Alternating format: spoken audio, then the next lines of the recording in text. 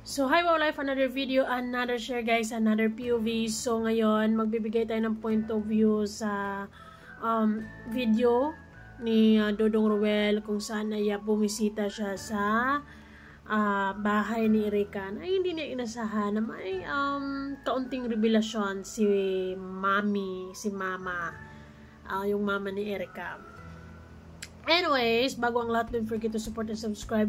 Kuya Val Santos Matubang, Ate Edna Vlog, Kalinga Prab, Ruel Malala, Rachel Morales Vlog, and syempre, sa buong Team Kalingap. And of course, salamat din sa inyong lahat guys sa hindi pag-skip ads at supportan nyo sa aming mga reactors. So now, pag-uusapan natin tong sitwasyon ni Erika. Ako man ay naintindihan ko man yung reaction ni Dodong Ruel na medyo nagulat siya doon, na medyo sad siya kasi hindi siya sad dahil nabuntis si nanay. More on feeling ko nasasad siya kasi buntis nga si nanay and then pang-anim na yung anak, tapos nasasad lang siguro siya sa magiging sitwasyon ng mga anak ni nanay na though nabuo naman yung blessing na yun nung mga panahon na bago pa sila makilala ni Ruel, ay isa siguro talaga yon sa mga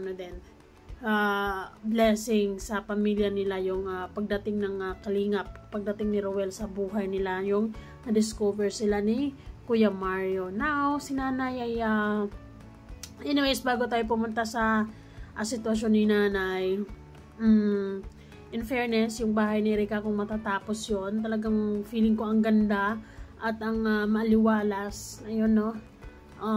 Medyo konti na lang din ang kulang para talagang maganda ang kalalabasan, and minumonitor talaga yan ni Ruel para talagang maayos yung pagkagawaan. Saludo tayo doon sa part na yon, yung pagiging tutok ni Dodong Ruel sa kanyang mga beneficiaries na as much as possible ginawa niya yung makakaya niya para mabigyan ng bagong buhay, bagong pag-asa ang mga tinutulungan niya. And yes, we support him for that. So ngayon guys, sa sitwasyon ni mami, ni nanay ni Erika, talagang mayak-iyak siya na tatapat niya yung sitwasyon na buntis nga daw siya for 5 months na nga daw. And andun yung siguro nahihiya si nanay sa part na paano niya ipagtatapat yung sitwasyon niya, ganon. Pero okay lang yan, andyan na yan diba? Tatanggapin na lang natin yan basta wala nang pangpito. Ang hirap kasi. Actually, wala akong problema sa mga magkakaroon ng maraming anak, kahit ay abutin nyo pa ng 20, basta as long as kaya nyo namang mag-provide ng mga kung anong pangangailangan ng mga bata. Kasi sa totoo lamang, ang sa sitwasyon kasi na ganyan, ang sobrang kawawa kasi dyan is yung mga anak, diba? Dahil sa hirap ng buhay, mahirap ang sitwasyon, balit ang sweldo, ganoon talaga, napakahirap. Kaya, ayun,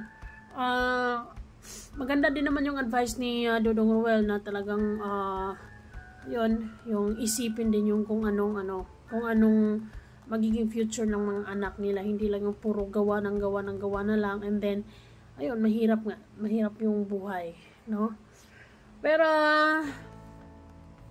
consider it na blessing, and blessing din ng pamilya nila ang pagdating ng Kalingap, pagdating ng grupo ni Dodong Ruel or ni Ruel sa pamilya nila para, di ba, kahit papaano mapagaan yung sitwasyon, matulungan sila, lalong-lalo na yung talagang napakalaking tulong yung magkaroon sila ng bahay, yung komportableng bahay, and magkaroon ng komportableng pagtulog yung mga bata. So, it's a big blessing talaga ng pamilya ni Erika, si Dodong Ruel. And though,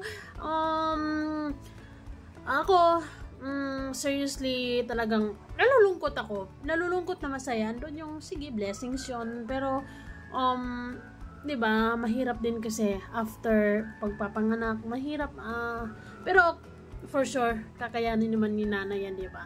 Kayang-kaya ni nanay yan. Nakita ko naman na malakas siya, malaga siyang ina. At kahit mahirap ang buhay, kinakaya naman niya. Kaya, doon naman ako humuhugot ng, sige, kaya yan. Diba? And intindihin na lang natin si nanay kasi yun ang ngayon, nandyan na yun Hindi naman tayo pwedeng gagawa ng masamang ganon dahil 'di ba para lang okay na 'yon. So pang-anim na anak ni Nana yon, and then sinabi niya kay Dodong Ruel na promise niya na magpalaygit na siya after. So ayun, mas maganda yung plano na yon para tuldukan na ang mga plano. Tulukan na ang paggagawa ng mga babies kasi ang hirap ng buhay no. Ako siguro ako lang yung tipong like for example, ang hirap ng buhay tapos yung mga anak ko nahihirapan, parang ako unang mamatay. Parang ganon yung feeling. Pero ayun, believe lang ako sa mga nanay na talagang kahit mahirap ang sitwasyon pero kinakaya, ginagawa ang lahat para lang makakain kahit paano makaraos sa araw-araw, 'di ba? So, okay nanay, huwag ka masyadong isipin yung kung anong isipin ng ibang mga tao sa iyo, 'di ba? Isipin mo, huwag kang magpaka-stress kasi buntis ka, 'di ba? Enjoy and enjoy mo yung last pregnancy mo kasi 'di ba kung magpapatali ka na nga after that, so yun talaga yung magiging last pregnancy mo. So, ayun, huwag mong isipin yung kung anong sasabihin ng mga viewers, ng mga tao. Ang mahalaga ay totoo ka sa sarili mo. Ang mahalaga ay tinatanggap mo ng buo yung blessing ni Lord. Ang mahalaga ay na din sa isip mo na ito na yung last, no? Kasi hindi rin madali. And papasalamat ka pa din kasi malaking blessing talaga yung pagdating ni Ruel sa pamilya nyo. Talagang kahit paano talagang he is willing to give you guys na kahit paano komportabling buhay, lalong-lalo na kay Erica. 'Di ba? Kasi wala namang ibang mahihirapan kundi pati mga anak no? So, ayan, yun lang ang masasabi ko sa video na to. Kayo guys, anong masasabi nyo sa sitwasyon ni nanay? Wala naman tayong magagawa, di ba? Ang gusto ko lang sabihin sa kanya, wag siyang magpaka-stress kasi syempre buntis, di ba? Hindi rin maganda na stress ka sa pagbubuntis mo, maapektuhan yung baby.